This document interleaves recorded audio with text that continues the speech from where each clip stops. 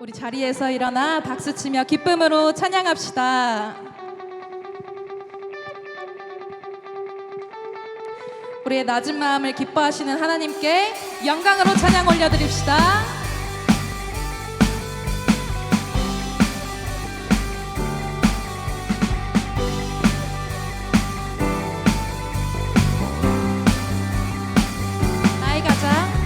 나의 가장 낮은 마음 주님께서 기뻐하시고 작은 일에 큰 기쁨을 느끼게 하시는도다. 내가 지쳐 무력할 때 주님 내게 힘이 되시고 아름다운 하늘나라 내 맘에 주시는도다. 나의 가장 낮은 마음 주님께서 기뻐하시고 작은 일에 큰 기쁨을 느끼게 하시는도다. 내가 지쳐 무력할 때 주님 내게 힘이 되시고 아름다운 하늘나라 내 맘에 주시는도다. 우리에게 축복하신 하나님 사랑 낮은 자를 높여주시고 아름다운 하늘나라 허락하시고 내 모든 건 예비하시네. 찬양함의 기쁨을 감사함의 평안을 간구함의 하나님 알도록 하셨네.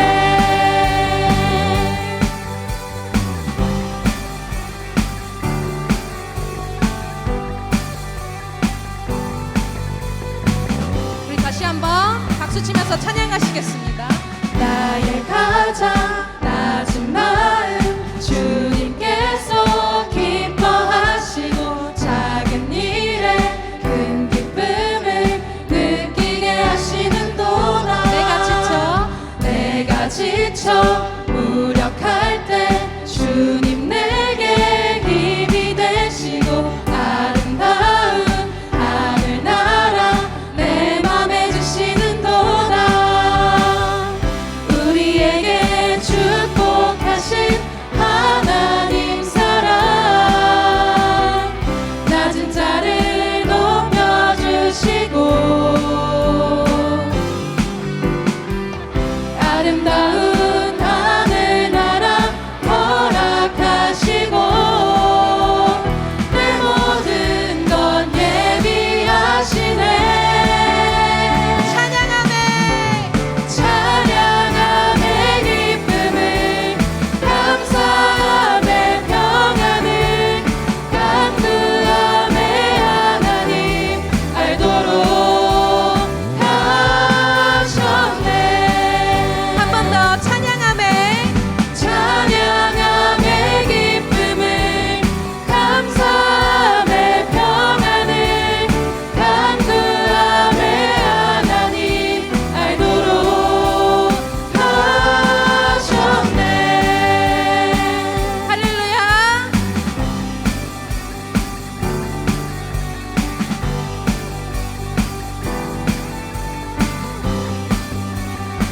크고 놀라우신 주님의 사랑만을 영원히 찬양합니다.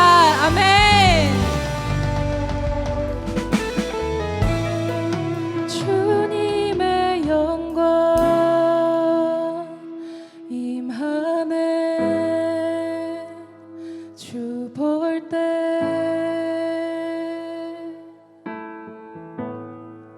주님의 영광 임하네. 주 볼 때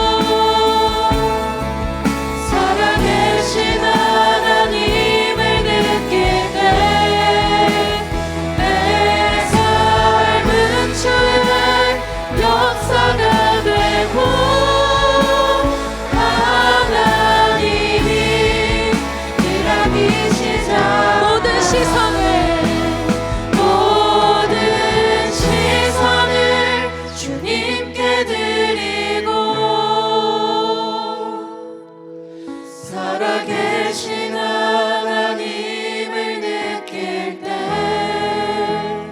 내 삶은 주의 역사가 되고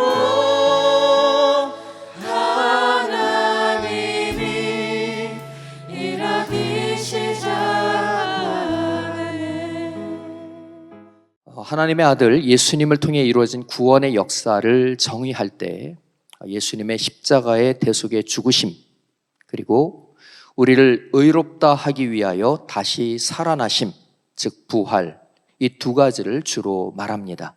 그러니까 십자가의 죽으심과 부활, 이 두 가지를 주로 말하지요.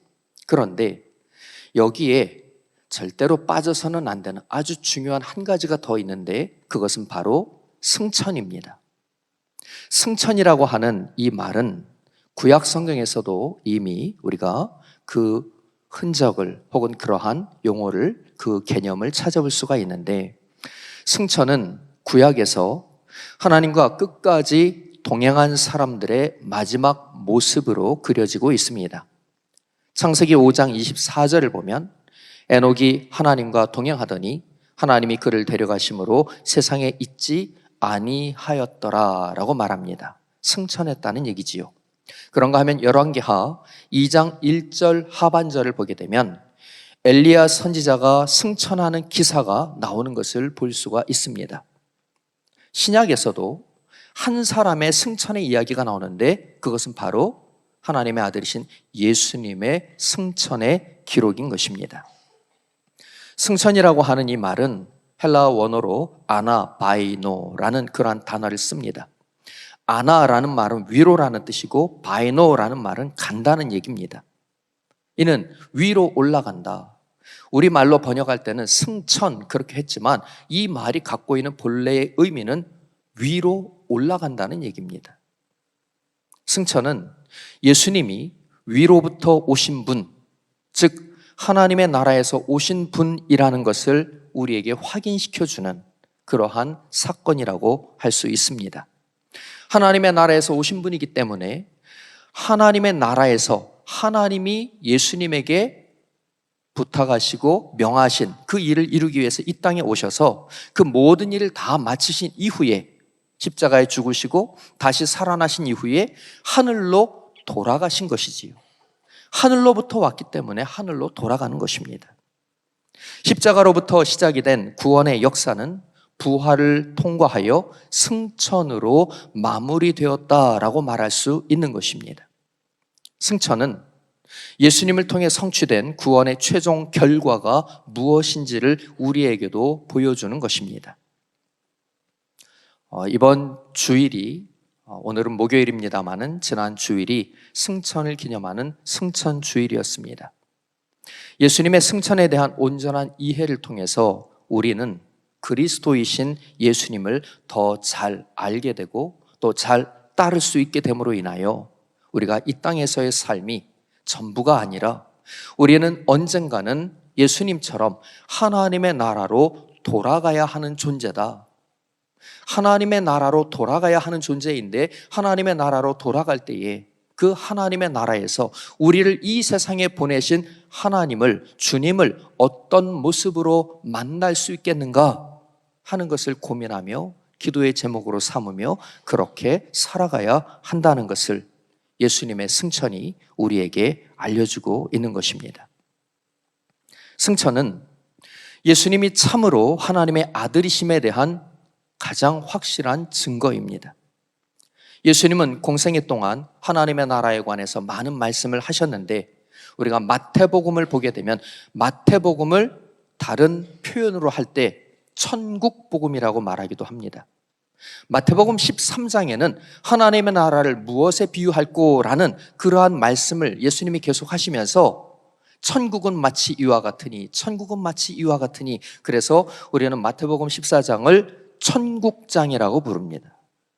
발음을 잘 하셔야 됩니다. 네, 천국장. 그러니까 예수님이 공생의 기간 동안에 하나님의 나라에 대해서 얼마나 많은 말씀을 하시고 얼마나 많은 가르침을 주시고 얼마나 많은 예수님의 생각과 기도의 제목이 하나님의 나라였는가 하는 것을 우리가 놓쳐서는 안 되는 겁니다. 그런데 요한복음을 읽어보게 되면 예수님은 여기에서 한 걸음 더 나가셔서 예수님 자신에 대해서 말씀하실 때 나는 위로부터 온 자다, 나는 하늘에서부터 내려온 사람이다 라고 그렇게 말씀하시는 것을 볼 수가 있습니다. 요한복음 6장 38절로부터 39절을 보게 되면 내가 하늘로서 내려온 것은 내 뜻을 행하려 함이 아니요 나를 보내신 이의 뜻을 행하려 함이니라. 내가 하늘로서 내려온 것은 이라고 말씀하고 있습니다. 이 예수님의 말씀을 들었던, 예수님을 잘 안다라고 생각했던 사람들이 예수님의 말씀을 듣고는 이렇게 반응합니다. 요한복음 6장 42절을 보니까 이는 요셉의 아들 예수가 아니냐, 그 부모를 우리가 아는데 제가, 예수님을 가리키는 말입니다, 제가 지금 어찌하여 하늘로서 내려왔다 하느냐라고 그렇게 비아냥거립니다. 그러니까 예수님은 늘 자의식이 나는 하늘에서 내려온 존재, 나는 나를 보내신 하나님 아버지의 뜻을 이루어야 하는 존재라는 그런 의식이 있으셨다는 것을 알 수가 있지요. 요한복음 6장 51절을 보게 되면 그래서 예수님은 이렇게까지 말씀하십니다. 나는 하늘로서 내려온 산떡이라. 하늘에서 내려온 산떡이라. 우리 사람은 죽으면 흙으로 돌아갑니다. 요즘은 주로 거의 많이 화장을 하니까 재로 돌아갑니다. 시간이 더 오래 지나게 되면 티끌로 돌아갑니다. 그 이유는 우리 사람의 근본이 흙이기 때문입니다. 그런데 예수님은 하늘에서 오신 하나님의 아들이셨기에 이 땅에 속해서 흙으로, 재로, 티로 돌아가시지 않고 승천하여 하나님의 나라로 돌아가셨음을 믿으시기를 축원합니다. 네, 세 분만 아멘 하시네요. 믿으시기를 축원합니다. 축원합니다. 할렐루야. 네. 예수님의 승천은 예수님의 근본이 하늘이요, 예수님이 하나님의 아들이심을 확실히 우리에게 확인시켜주는 사건인 것입니다. 자, 그런데 우리가 예수님을 믿는다고 하는 것은 과연 무엇을 의미하는 것일까요? 제가 아까 서두에 예수님의 십자가 사건, 그리고 부활, 그리고 승천에 관한 말씀을 드렸습니다. 오늘이 기독교 심리 상담학 주간 예배라고 그러셨잖아요. 제가 그래서 사실은 원고에는 없는데 조금 대입을 해보고자 합니다. 예수 그리스도의 십자가의 죽으심은요, 용서입니다. 우리의 모든 죄에 대해서 하나님의 아들 예수님의 십자가의 죽음, 바울사도는 갈라디아서 3장 13절에서 이렇게 말합니다. 예수 그리스도의 죽음은 우리의 모든 죄를, 우리가 받아야 할 저주를 예수님이 대신 받으신 것이다 라고 말씀하십니다. 여러분, 우리가 용서라고 하는 말처럼 중요한 말이 또 있을까요? 이제까지 여러분 가운데 잘못하지 않고 살았다, 나는 한 번도 잘못한 적이 없다, 나는 용서가 필요 없는 사람이다 라는 분 손 들어봐요. 아무도 없을 거예요.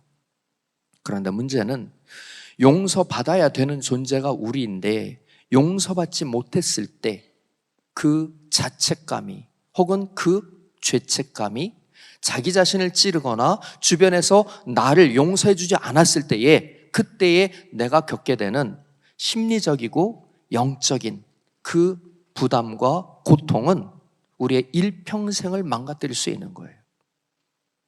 우리가 예수님을 믿음으로 인해서 우리가 경험하게 되는 첫 번째 은혜는 바로 용서입니다. 예수님이 우리를 대신해서 죽으심으로, 예수님이 우리를 대신해서 고통받으심으로, 레위기에서 말하기를 나무에 달린 자마다 하나님께 저주받은 자라 하였느니라 하였는데, 예수님께서 우리를 대신해서 십자가, 나무에 달리신 거예요. 그러니까 우리가 받아야 할 죄값을 예수님이 치르신 것이지요. 그러고 하나님으로부터 예수님은 우리에게 용서를 주신 거예요. 그러니까 예수님의 죽으심은 우리에게 용서라고 하는 놀라운 하나님의 은총을 가져온 겁니다. 그런데 이것만 가지고 구원이 이루어지는 것은 아닙니다. 구원이 이루어지려면 우리가 하나님 앞에 의로운 존재가 되어야 돼요. 구약 성경을 보면 주님께서 말씀하시기를, 하나님이 말씀하시기를 내가 거룩하니 너희도 거룩할지어다 라고 말씀하십니다.